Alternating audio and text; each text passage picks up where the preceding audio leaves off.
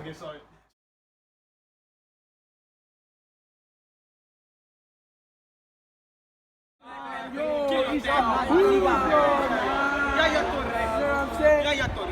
Oh snap! Oh snap! It's Mr. Andrew!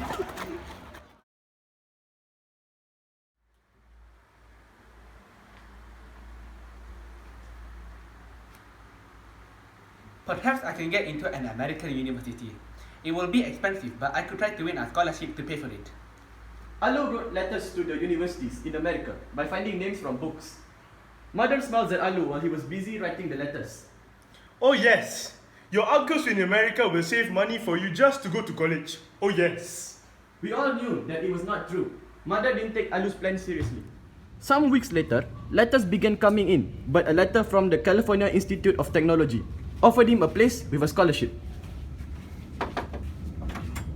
Here's a letter from America. I couldn't believe it at first and asked me to read it. When he was sure there was no mistake, he was ecstatic. Agriculture? They can forget it. But first, he had to talk to Mother.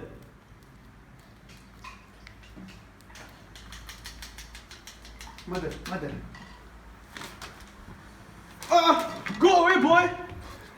Oh, Go away, boy! I'm not playing games with you! But it is true. They are giving me a place with a scholarship. And the three of us were sitting at the table drinking tea. Mother sat down at her tea. She looks at me. Is it true? Yes, it is. He only needs $400 spending money with him. $400. And how many would that be in shillings? About 3,000 shillings. 10,000 shillings! Where are we going to get that much money? And the plane ticket? Are they going to pay for that too? Alu's hopes begin to be unreal. Mother was right. Come and borrow some money. I'll work in America. Yes, I'll work in a restaurant. I know students can do that. I'll send money Maybe back. you have uncles in America who will help you, but no one here will. Alu looked unhappy, staring at the table while Mother was sipping her tea slowly. She was furious. And why do you want to go away so far? So far from us? Are we so unimportant to you? Do you not like us? Happens. So many kids go and return and nothing happens to them. Why did you let me the letter if you didn't want me to go in the first place? Why did you let me hope? He was shouting at her. The only time I heard him do that, and he was shaking. Done. A few days later, on a Sunday morning, Mother said to the two of us, Let's go show these letters to Mr. Velji. He understands these type of things. Mr. Velji was one of the school's officers. He had a large egg head and a small neat body. He wore big black glasses. He looks like a clever man. We waited for him in the sitting room. He walked in like a soldier and welcomed us. Alu and I stood up politely. how are you? What can I do for you? We came here for your advice. Speak then. Mother told him all about our family, about our father's death, and what all her older children were doing. About our father's death, and what all her older children were doing. But now, he wants to go to America. I'll show him the documents. How you doing your school What? exam? All A's? All A's? Mr. Velji read the friendly letter from the foreign student advisor. At last, he looked up. The boy is right.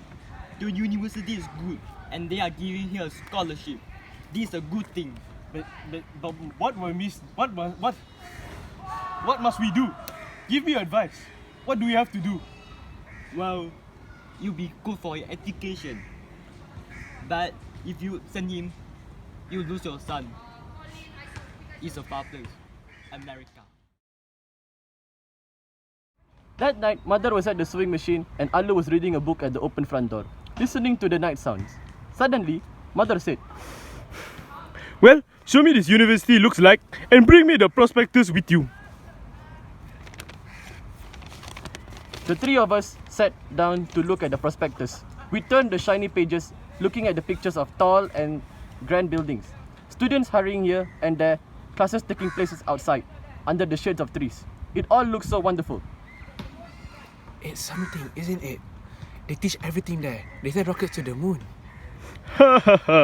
If you go to the moon, son, what will happen to I saw me? Mother's face. She was thinking deeply. That was the first time I saw her as a person and not just as our mother. She looked at me, looking at her, and said to Alu, Promise me that if I let you go, you will not marry a white woman. Oh, mother, you know I won't. And promise me that you will not smoke or drink. I won't, I promise.